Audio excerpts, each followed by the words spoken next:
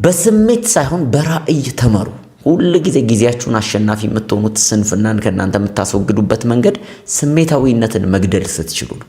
ብዙ ሰዎች በፊሊንግ ነው የሚመሩት። የሆነ ነገር ለማድረግ ቆይ ፊል አላረኩም፣ አልተሰማኝም፣ ወይም አም ኖት ኢን ዘ ሙድ ይላሉ።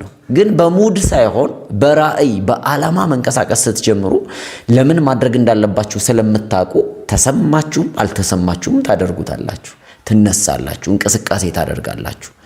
ብዙ ሰዎች ግን ፊሊንጉ ስለሌላቸው የተሰማቸው ስላልሆነ ነገር ውስጥ አያረጉትም።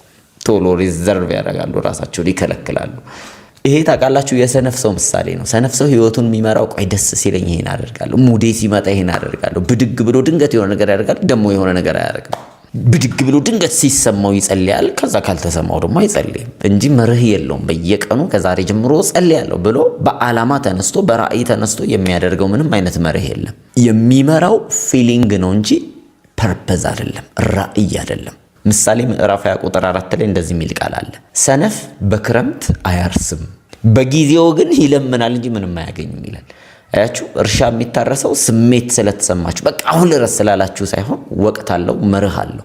ሁሉ ጊዜ መርሁን ጠብቃችሁ በማረስ ሰዓት ላይ ማረስ፣ በመከር ሰዓት ላይ ደግሞ ማጨድ ትችላላችሁ። አለበለዚያ በስሜት ከሆነ የምታርሱት በስሜት ደግሞ አጨዳ አይመጣም። ኤቭሪቲንግ ፕሪንሲፕል ስለሆነ ፀሐይ ድንገት ተሰምቷት አትወጣም። እግዚአብሔር ሲያስቀምጣት ፕሪንሲፕል አለ። ማለዳ ማለዳ ጎህ ሲቀድ ፀሐይ ትወጣለች፣ ደግሞ ምሽት ላይ ወደ ቤቷ ትገባለች። እንግዲህ በእኛ አባባል ማለት ነው። ስለዚህ ኤቭሪቲንግ እዚህ ምድር ላይ መርህ አለው። በመርህ ውስጥ የሚገባ ሰው ሰክሰስፉል ነው።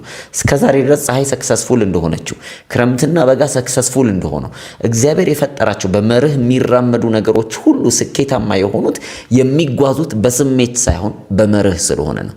ይኸው ዘመናት ይቀያየራሉ፣ ሰዎች ትውልድ ይቀያየራል። እነዚህ ነገሮች ግን ጸንተው ቆመዋል። ምን ልላችሁ ነው? በመርህ የሚመራ ሰው ብዙ ጊዜ ጸንቶ የመቆም ኦፖርቹኒቲው ሃይ ነው፣ በስሜት ከሚመራው ይልቅ፣ ፊል ሲያደርግ ከሚንቀሳቀሰው ሰውዬ ይልቅ። ስለዚህ ምናልባት አካልህ፣ ስሜት፣ ፊሊንግ ተኛ፣ እረፍት አድርግ ምናምን ሊል ይችላል። ግን ደግሞ ፐርፐዝህ ማድረግ ያለብህ ነገር እርግጠኛ የሆንክበት ጉዳይ ካለ ስሜትህን ሳይሆን ፐርፐዝህን ማዳመጥ፣ መርህን መከተል ተለማመድ።